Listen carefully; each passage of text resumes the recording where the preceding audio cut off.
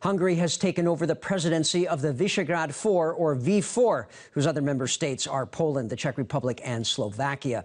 The ceremony took place in Warsaw as the Poles handed over the reins to the Hungarians, who will now preside over V4 affairs for the next year.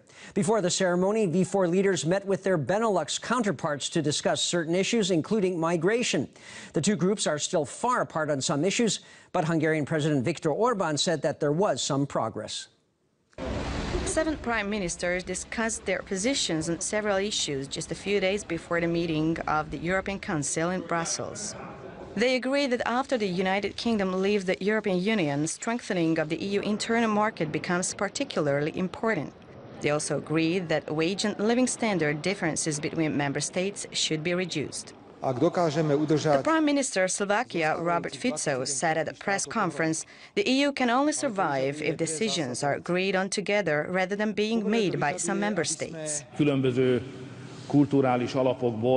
After the summit, Prime Minister Viktor Orbán stated in relation to migration that countries with different cultural backgrounds took part in the meeting, and that's why positions in many respects differ widely.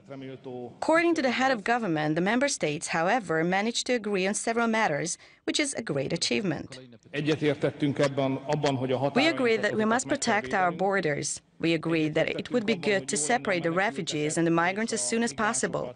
We agreed that a consensus should be reached with all countries of origin and transit states, and we also agreed that a common EU list of safe third countries and countries of origin should be drawn up, said the PM. Viktor Orbán added he does not see the chance for the EU to make a unified solution in regard to migration. However, Hungary is ready to start talks on the issue.